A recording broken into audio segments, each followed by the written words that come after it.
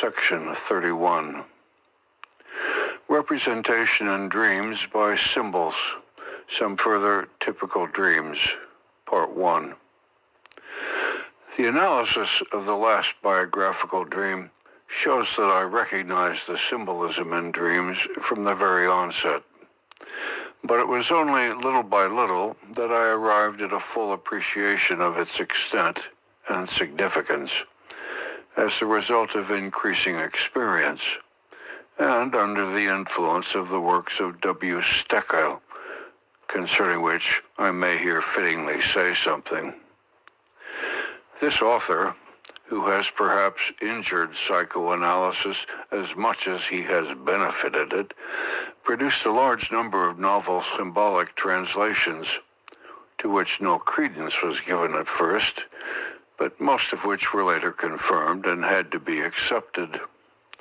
Steckel's services are in no way belittled by the remark that the skeptical reserve with which these symbols were received was not unjustified, for the examples upon which he based his interpretations were often unconvincing, and moreover, he employed a method which must be rejected as scientifically unreliable. Steckel found his symbolic meanings by way of intuition, by virtue of his individual faculty of immediately understanding the symbols. But such an art cannot be generally assumed. Its efficiency is immune from criticism, and its results have therefore no claim to credibility.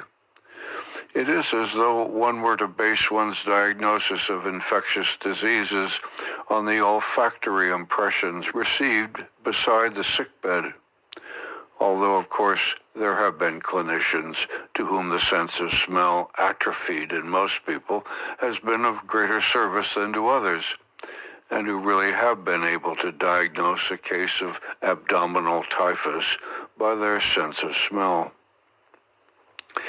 The progressive experience of psychoanalysis has enabled us to discover patients who have displayed, in a surprising degree, this immediate understanding of dream symbolism. Many of these patients suffered from dementia praecox, so that for a time there was an inclination to suspect that all dreamers with such an understanding of symbols were suffering from that disorder. But this did not prove to be the case. It is simply a question of a personal gift or idiosyncrasy without perceptible pathological significance. When one has familiarized oneself with the extensive employment of symbolism for the representation of sexual material in dreams, one naturally asks oneself whether many of these symbols have not a permanently established meaning, like the signs in shorthand. And one even thinks of attempting to compile a new dream book on the lines of the cipher method. In this connection, it should be noted that symbolism does not appertain especially to dreams, but rather to the unconscious imagination, and particularly to that of the people, and it is to be found in a more developed condition in folklore, myths, legends, idiomatic phrases, proverbs, and the current witticisms of a person than in dreams. We should have, therefore, to go far beyond the province of dream interpretation in order to fully investigate the meaning of symbolism, and to discuss the numerous problems, for the most part still unsolved, which are associated with the concept of the symbol. We shall here confine ourselves to saying that representation by a symbol comes under the heading of the indirect representations, but that we are warned by all sorts of signs against indiscriminately classing symbolic representation with the other modes of indirect representation before we have clearly conceived its distinguishing characteristics. In a number of cases, the common quality shared by the symbol and the thing which it represents is obvious. In others, it is concealed, In these latter cases, the choice of the symbol appears to be enigmatic, and these are the very cases that must be able to elucidate the ultimate meaning of the symbolic relation. They point to the fact that it is of a generic nature.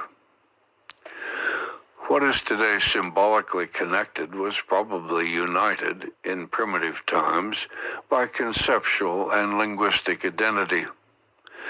The symbolic relationship seems to be a residue and reminder of a former identity. It may also be noted that in many cases, the symbolic identity extends beyond the linguistic identity, as had already been asserted by Schubert, 1814. Dreams employ this symbolism to give a distinguished representation to their latent thoughts.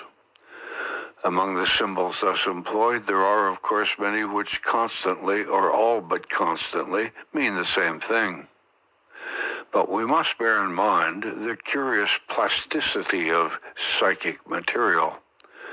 Often enough, a symbol in the dream content may have to be interpreted not symbolically, but in accordance with its proper meaning. At other times, the dreamer, having to deal with special memory material, may take the law into his own hands and employ anything whatever as a sexual symbol, though it is not generally so employed. Wherever he has the choice of several symbols for the representation of a dream content, he will decide in favor of that symbol which is, in addition, objectively related to his other thought material. That is to say, he will employ an individual motivation besides the typically valid one. Although since Sharmer's time, the more recent investigations of dream problems have definitely established the existence of a dream symbolism. Even Havelock Ellis acknowledges that our dreams are indubitably full of symbols. It must yet be admitted that the existence of symbols in dreams has not only facilitated dream interpretation, but has also made it more difficult.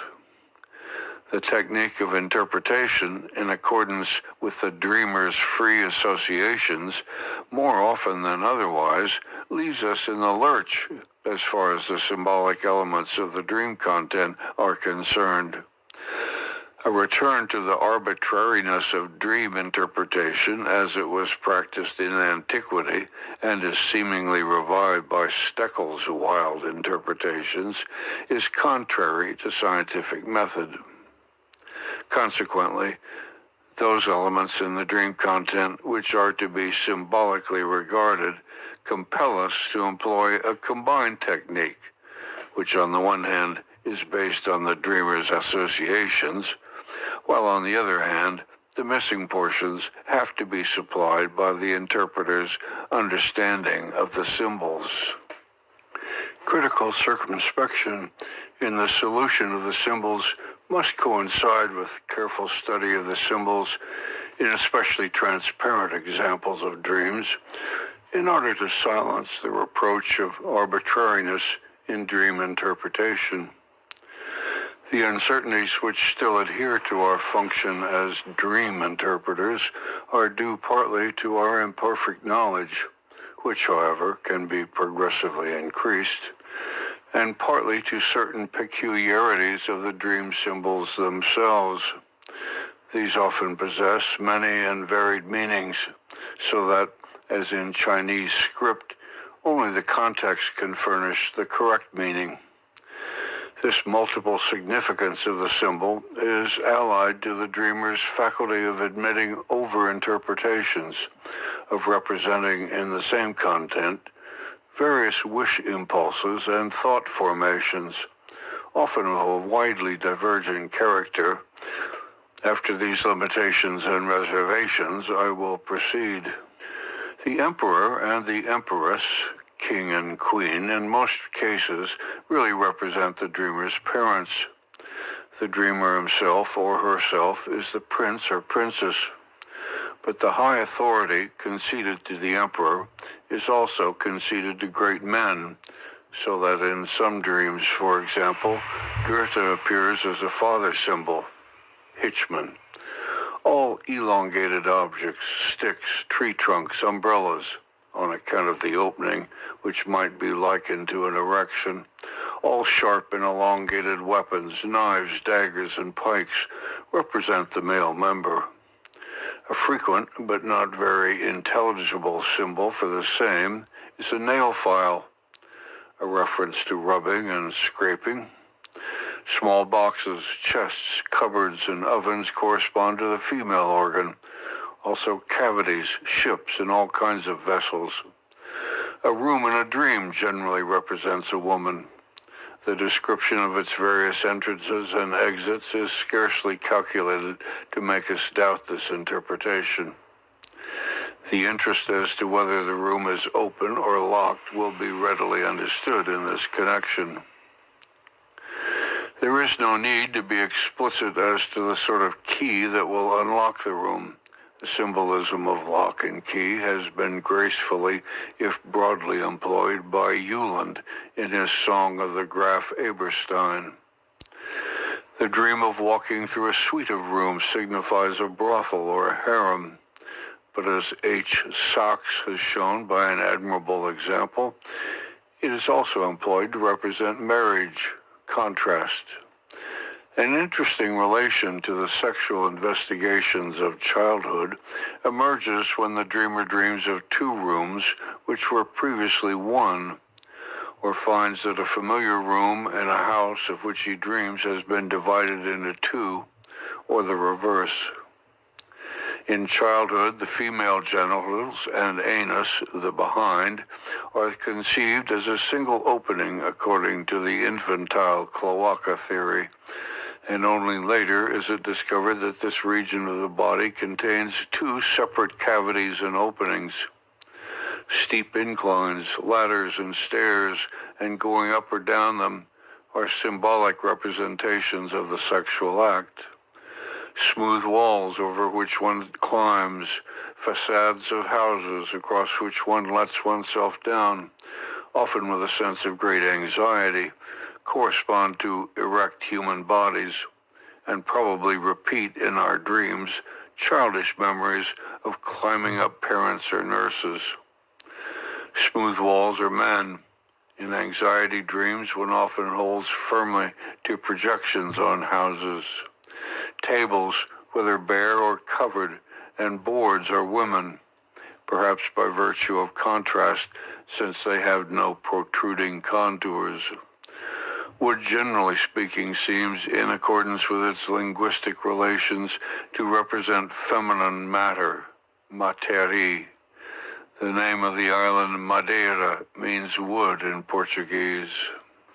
Since bed and board, mensa et thorus, constitute marriage, in dreams the latter is often substituted for the former, and as far as practicable, the sexual representation complex is transposed to the eating complex. Of articles of dress, a woman's hat may very often be interpreted with certainty as the male genitals. In the dreams of men, one often finds the necktie as a symbol for the penis. This is not only because neckties hang down in front of the body and are characteristic of men, but also because one can select them at pleasure, a freedom which nature prohibits as regards the original of the symbol.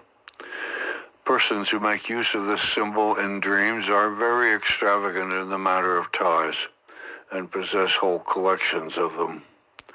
All complicated machines and appliances are very probably the genitals, as a rule the male genitals, in the description of which the symbolism of dreams is as indefatigable as human wit. It is quite unmistakable that all weapons and tools are used as symbols for the male organ, e.g., plowshare, hammer, gun, revolver, dagger, sword, etc.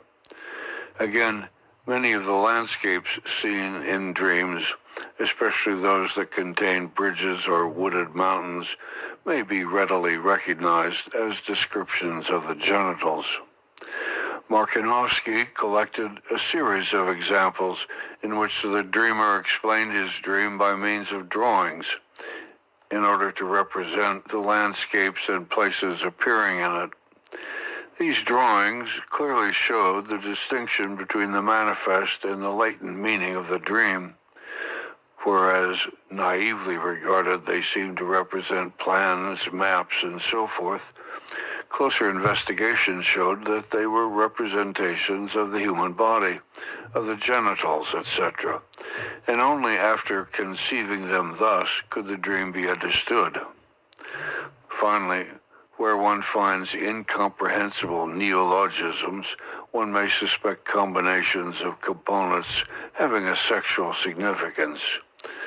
Children, too, often signify the genitals, since men and women are in the habit of fondly referring to their genital organs as little man, little woman, little thing. The little brother was correctly recognized by Steckel as the penis. To play with or to beat a little child was often the dreamer's representation of masturbation.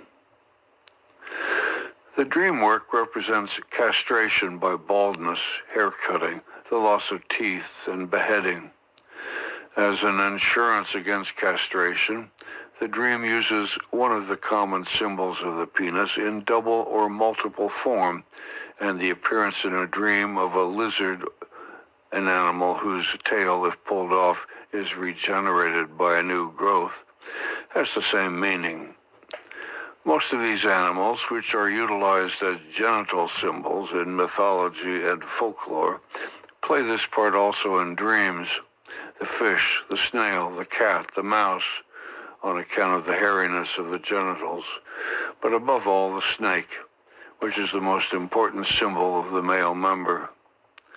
Small animals and vermin are substitutes for little children, that is, undesired sisters or brothers. To be infected with vermin is often the equivalent for pregnancy.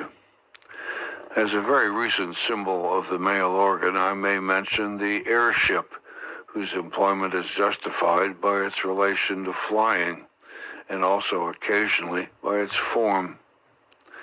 Steckel has given a number of other symbols, not yet sufficiently verified, which he has illustrated by examples. The works of this author, and especially his book Die Sprache des Traumes, contain the richest collection of interpretations of symbols, some of which were ingeniously guessed, and were proved to be correct upon investigation. As, for example, in the section on the symbolism of death. The author's lack of critical reflection and its tendency to generalize at all costs make his interpretations doubtful or inapplicable, so that in making use of his works, caution is urgently advised.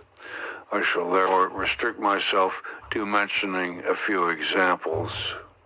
The luggage of a traveler is the burden of sin by which one is oppressed, ibid. But a traveler's luggage often proves to be an unmistakable symbol of one's own genitals. To numbers, which frequently occur in dreams, Steckel has assigned a fixed symbolic meaning, but these interpretations seem neither sufficiently verified nor of universal validity, although in individual cases they can usually be recognized as plausible. We have, at all events, abundant confirmation that the figure 3 is a symbol of the male genitals. One of Steckel's generalizations refers to the double meaning of the genital symbols.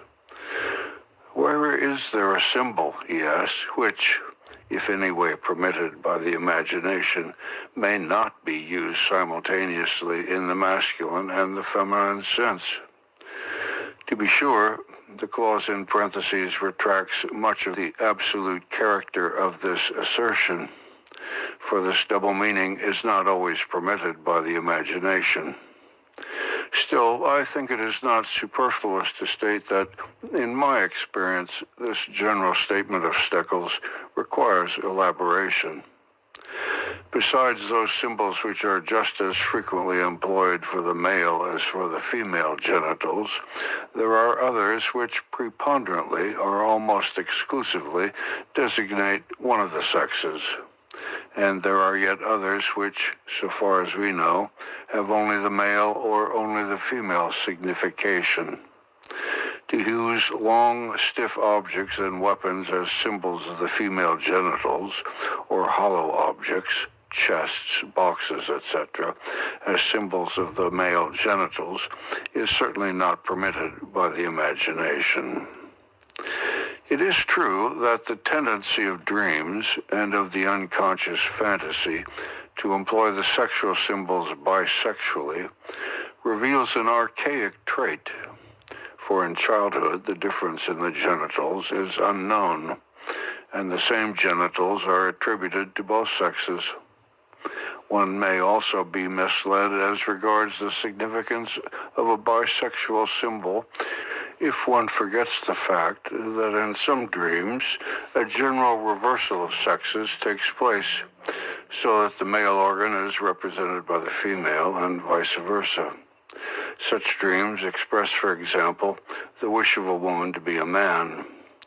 The genitals may even be represented in dreams by other parts of the body, the male member by the hand or the foot, the female genital orifice by the mouth, the ear, or even the eye. The secretions of the human body, mucus, tears, urine, semen, etc., may be used in dreams interchangeably.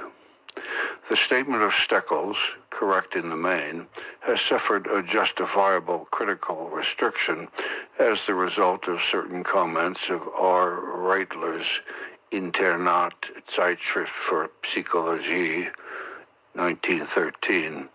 The gist of the matter is the replacement of an important secretion, such as the semen, by an indifferent one. These very incomplete indications may suffice to stimulate others to make a more painstaking collection. I have attempted a much more detailed account of dream symbolism in my general introduction to psychoanalysis. In spite of all the differences between Schirmer's conception of dream symbolism and the one developed here, I must still insist that Schirmer should be recognized as the true discoverer of symbolism in dreams, and that the experience of psychoanalysis has brought his book, published in 1861, into posthumous repute. I shall now append a few instances of the use of such symbols which will show how impossible it is to arrive at the interpretation of a dream if one excludes dream symbolism, but also how, in many cases, it is imperatively forced upon one. At the same time, I must expressly warn the investigator against overestimating the importance of symbols in the interpretation of dreams, restricting the work of dream translation to the translation of symbols, and neglecting the technique of utilizing the associations of the dreamer. The two techniques of dream interpretation must supplement one another, practically, however, as well as theoretically. Precedence is retained by the latter process, which assigns the final significance to the utterances of the dreamer, while the symbol translation which we undertake play an auxiliary part. The hat as the symbol of a man, or of the male genitals. A fragment from the dream of a young woman who suffered from agoraphobia as the result of her fear of temptation. From Nachtrage zur Traumdeutung in Zentralblatt für Psychoanalyse, 1 numbers 5 through 6, 1911. I am walking in the street in summer. I am wearing a straw hat of peculiar shape, the middle piece of which is bent upwards, while the side pieces hang downwards. Here the description hesitates, and in such a fashion that one hangs lower than the other. I am cheerful and in a confident mood, and as I pass a number of young officers, I think to myself, you can't do anything to me. As she could produce no associations to the hat, I said to her, "The hat is really a male genital organ, with its raised middle piece and the two downward hanging side pieces. It is perhaps peculiar that her hat should be supposed to be a man, but after all, one says, unter die Haube kommen, to get under the cap, when we mean to get married." I intentionally refrained from interpreting the details concerning the unequal dependence of the two side pieces, although the determination of just such details must point the way to the interpretation. I went on to say that if therefore she had a husband with such splendid genitals, she would not have to fear the officers. That is, she would have nothing to wish from them, for it was essentially her temptation fantasies which prevented her from going about unprotected and unaccompanied.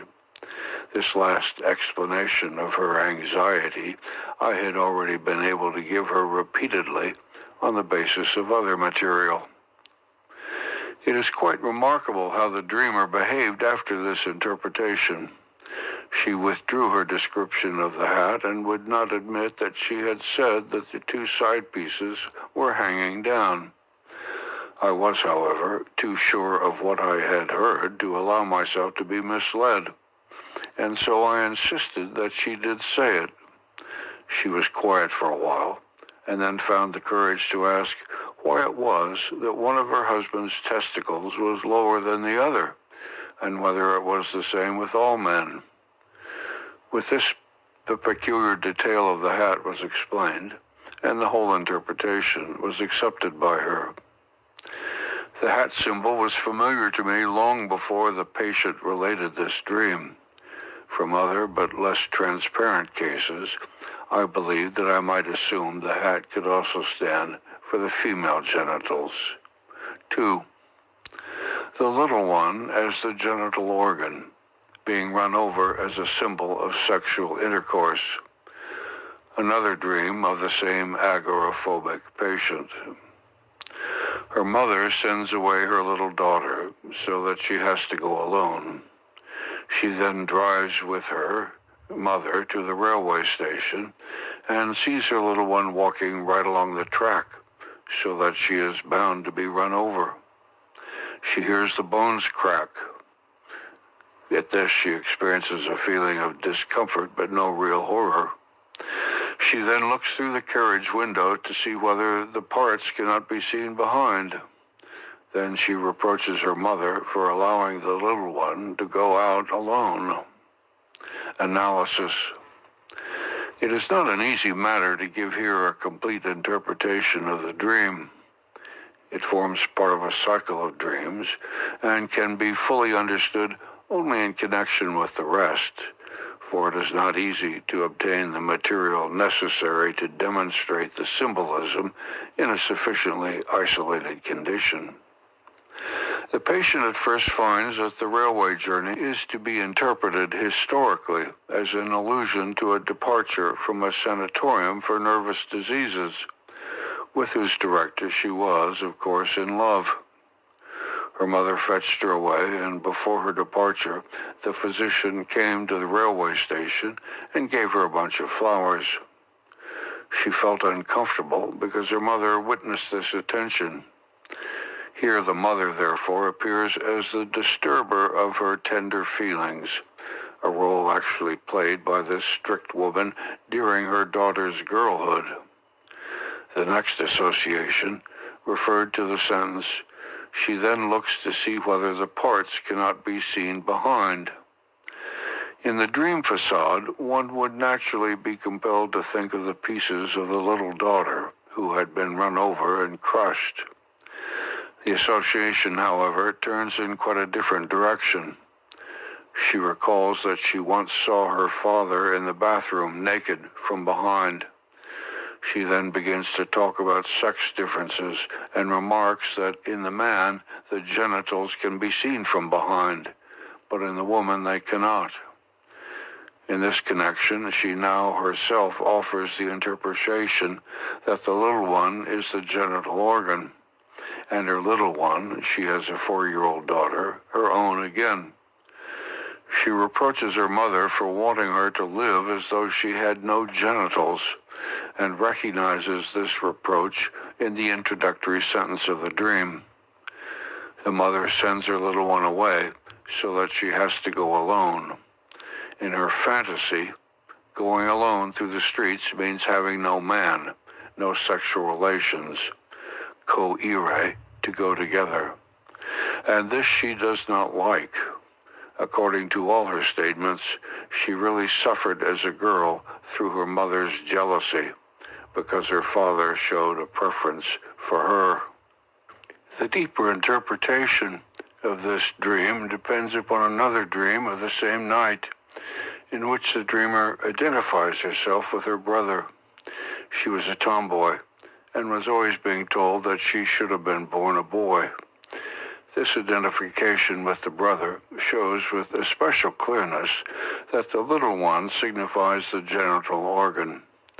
The mother threatened him, her, with castration, which could only be understood as a punishment for playing with the genital parts, and the identification, therefore, shows that she herself had masturbated as a child, though she had retained only a memory of her brothers having done so.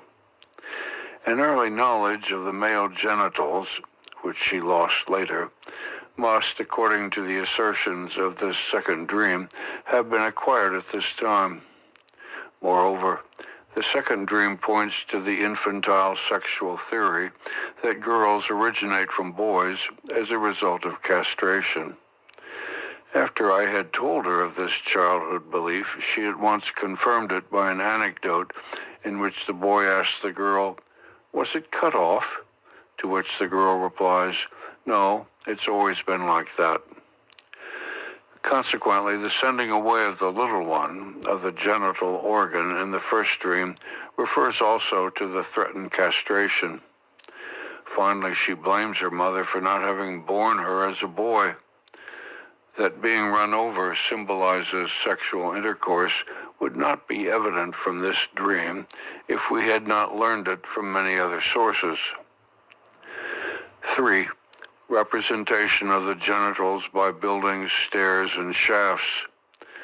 Dream of a young man inhibited by a father complex. He is taking a walk with his father in a place which is certainly the Prater, for one can see the rotunda, in front of which there is a small vestibule, to which there is attached a captive balloon. The balloon, however, seems rather limp. His father asks him what this is all for. He is surprised at it, but he explains it to his father. They come into a courtyard in which lies a large sheet of tin. His father wants to pull off a big piece of this, but at first looks round to see if anyone is watching. He tells his father that all he needs to do is to speak to the overseer, and then he can take as much as he wants to without any more ado. From this courtyard, a flight of stairs leads down into a shaft, the walls of which are softly upholstered, rather like a leather armchair. At the end of this shaft, there is a long platform, and then a new shaft begins. Analysis. This dreamer belonged to a type of patient which is not at all promising from a therapeutic point of view. Up to a certain point in the analysis, such patients offer no resistance whatever. But from that point onwards, they prove to be almost inaccessible. This dream he analyzed almost independently. The rotunda, he said, is my genitals. The captive balloon in front is my penis, about whose flaccidity I have been worried. We must, however, interpret it in greater detail. The rotunda is the buttocks, constantly associated by the child with the genitals. The smaller structure in front is the scrotum. In the dream, his father asks him what this is all for. That is, he asks him about the purpose and arrangement of the genitals. It is quite evident that this state of affairs should be reversed, and that he ought to be the questioner. As such questioning on the part of the father never occurred in reality, we must conceive the dream thought as a wish, or perhaps take it conditionally as follows: if I had asked my father for sexual enlightenment. The continuation of this thought we shall presently find in another place. The courtyard in which the sheet of tin is spread out is not to be conceived symbolically in the first instance, but originates from his father's place of business. For reasons of discretion, I have inserted the tin for another material in which the father deals, without, however, changing anything in the verbal expression of the dream. The dreamer had entered his father's business and had taken a terrible dislike to the somewhat questionable practices upon which its profit mainly depended. Hence the continuation of the above dream thought, if I had asked him, would be, he would have deceived me just as he does his customers. For the pulling off, which serves to represent commercial dishonesty, the dreamer himself gives a second explanation, namely masturbation. This is not only quite familiar to us, see above, but agrees very well with the fact that the secrecy of masturbation is expressed by its opposite. One can do it quite openly. Thus it agrees entirely with our expectations that the autoerotic activity should be attributed to the father, just as it was the questioning in the first scene of the dream. The shaft he at once interprets as the vagina by referring to the soft upholstering of the walls. That the action of coition in the vagina is described as a going down instead of in the usual way as a going up agrees with what I have found in other instances. The details that at the end of the first shaft there is a long platform and then a new shaft, he himself explains biographically. He had for some time had sexual intercourse with women, but had given it up on account of inhibitions, and now hopes to be able to begin it again with the aid of treatment. The dream, however, becomes indistinct towards the end, and to the experienced interpreter, it becomes evident that in the second scene of the dream, the influence of another subject has already begun to assert itself, which is indicated by his father's business, his dishonest practices, and the vagina represented by the first shaft, so that one may assume a reference to his mother. 4.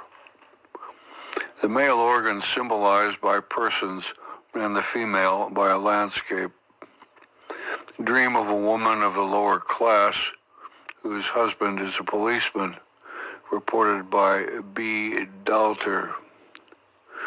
Then someone broke into the house and she anxiously called for a policeman, but he went peacefully with 2 tramps into a church, or chapel equals vagina, to which a great many steps led up, symbol of coitus. Behind the church there was a mountain, Mons Veneris, on top of which there was a dense forest, Crines pubis. The policeman was provided with a helmet, a gorget, and a cloak. Demons in cloaks and hoods are, according to the explanation of a specialist, of a phallic character. The 2 vagrants who went along with the policeman quite peaceably had sack-like aprons tied around their loins, the 2 halves of the scrotum. A road led from the church to the mountain. This road was overgrown on each side with grass and brushwood, which became thicker and thicker as it reached the top of the mountain, where it spread out into quite a forest. 5. Castration dreams of children. A. A boy 3 years and 5 months, for whom his father's return from military service is clearly inconvenient, wakes one morning in a disturbed and excited state and constantly repeats the question, "Why did Daddy carry his head on a plate? Last night, Daddy carried his head on a plate." A student who is now suffering from a severe obsessional neurosis remembers that in his 6th year, he repeatedly had the following dream. He goes to the barber to have his hair cut. Then a large woman with severe features comes up to him and cuts off his head. He recognizes the woman as his mother. 6. A modified staircase dream. To one of my patients, a sexual abstainer who was very ill, whose fantasy was fixated upon his mother, and who repeatedly dreamed of climbing stairs while accompanied by his mother, I once remarked that moderate masturbation would probably have been less harmful to him than his enforced abstinence. The influence of this remark provoked the following dream. His piano teacher reproaches him for neglecting his piano playing and for not practicing the etude of Moscheles and Clement's Gradus ad Parnassum. With reference to this, he remarked that Gradus, too, is a stairway, and that the piano itself is a stairway, as it has a scale. It may be said that there is no class of ideas which cannot be enlisted in the representation of sexual facts and wishes. 7. The sensation of reality and the representation of repetition. A man, now 35, relates a clearly remembered dream which he claims to have had when he was 4 years of age. The notary with whom his father's will was deposited, he had lost his father at the age of 3, brought 2 large emperor pears, of which he was given one to eat. The other lay on the windowsill of the living room. He woke with the conviction of the reality of what he had dreamt, and obstinately asked his mother to give him the second pear. It was, he said, still lying on the windowsill. His mother laughed at this.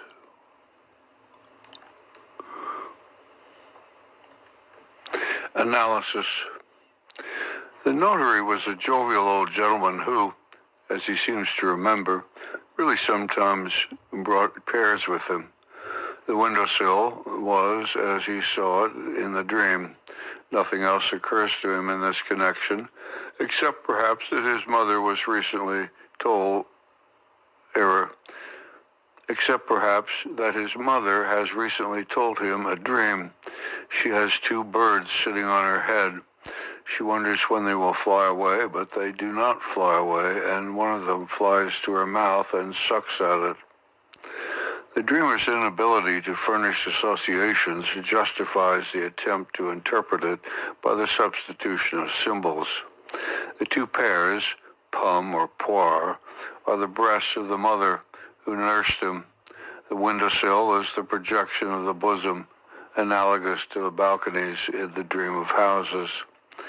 His sensation of reality after waking is justified, for his mother had actually suckled him for much longer than the customary term, and her breast was still available. The dream is to be translated, "Mother, show me the breast again, at which I once used to drink." The once is represented by eating one of the pear, again by the desire for the other. The temporal repetition of an act is habitually represented in dreams by the numerical multiplication of an object. It is naturally a very striking phenomenon that symbolism should already play a part in the dream of a child of 4, but this is the rule rather than the exception. One may say that the dreamer has command of symbolism from the very first. The early age at which people make use of symbolic representation, even apart from the dream life, may be shown by the following uninfluenced memory of a lady who is now 27. She is in her 4th year. The nursemaid is driving her with her brother, 11 months younger, and a cousin who is between the 2 in age, to the lavatory, so that they can do their little business there before going for their walk. As the oldest, she sits on the seat and the other two on chambers. She asks her female cousin, "Have you a purse too?" Walter has a little sausage. "I have a purse." The cousin answers, "Yes, I have a purse too." The nursemaid listens, laughing, and relates the conversation to the mother, whose reaction is a sharp reprimand. Here, a dream may be inserted whose excellent symbolism permitted of interpretation with the assistance from the dreamer. End of section 31. Recording.